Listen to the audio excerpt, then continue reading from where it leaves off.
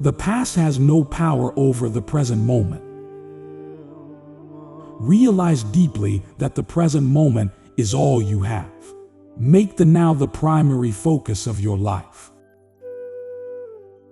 If you get the inside right, the outside will fall into place. Primary reality is within, secondary reality without. The primary cause of unhappiness is never the situation, but thought about it. Be aware of the thoughts you are thinking. Separate them from the situation, which is always neutral. It is as it is.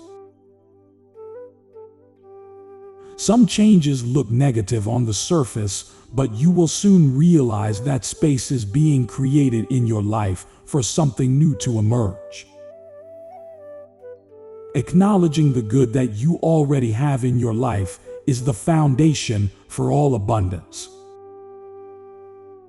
Sometimes letting things go is an act of far greater power than defending or hanging on. To love is to recognize yourself in another. Life is the dancer and you are the dance. What a liberation to realize that the voice in my head is not who I am. Who am I then? The one who sees that. Anything that you resent and strongly react to in another is also in you. You can only lose something that you have, but you cannot lose something that you are. Don't seek happiness. If you seek it, you won't find it, because seeking is the antithesis of happiness. All negativity is caused by an accumulation of psychological time and denial of the present. Unease, anxiety, tension, stress, worry, all forms of fear are caused by too much future and not enough presence. Guilt, regret, resentment, grievances, sadness, bitterness, and all forms of non-forgiveness are caused by too much past and not enough presence. Don't let a mad world tell you that success is anything other than a successful present moment. It is not uncommon for people to spend their whole life waiting to start living. Being spiritual has nothing to do with what you believe and everything to do with your state of consciousness. Can you look without the voice in your head commenting, drawing conclusions, comparing, or trying to figure something out? What a caterpillar calls the end of the world, we call a butterfly. Is there a difference between happiness and inner peace? Yes. Happiness depends on conditions being perceived as positive. Inner peace does not.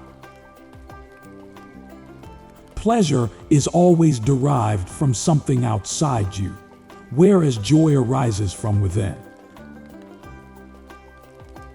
There is only one perpetrator of evil on the planet: human unconsciousness.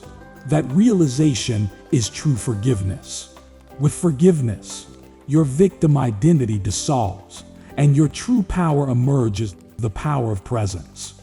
Instead of blaming the darkness, you bring in the light.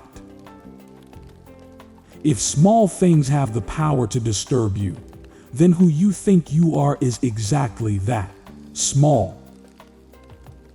To recognize one's own insanity is, of course, the rising of sanity, the beginning of healing and transcendence. Humanity is now faced with a stark choice: evolve or die. If the structures of the human mind remain unchanged, we will always end up recreating the same world, the same evils, the same dysfunction. All true artists, whether they know it or not, create from a place of no mind, from inner stillness. The past gives you an identity, and the future holds the promise of salvation, of fulfillment in whatever form. Both are illusions. Where there is anger, there is always pain underneath. The beginning of freedom is the realization that you are not the thinker. The moment you start watching the thinker, a higher level of consciousness becomes activated. You are not in the universe. You are the universe, an intrinsic part of it.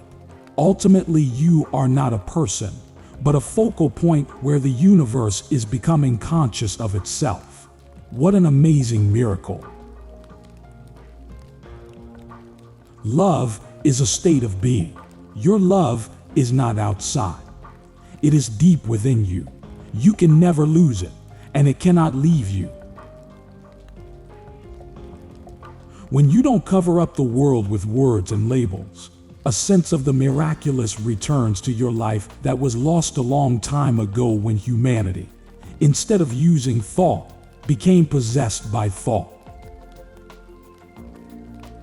The moment you realize you are not present, you are present. Whenever you are able to observe your mind, you are no longer trapped in it. Another factor has come in, something that is not of the mind, the witnessing presence. The light is too painful for someone who wants to remain in darkness.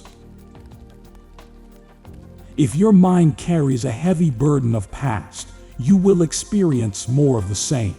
The past perpetuates itself through lack of presence.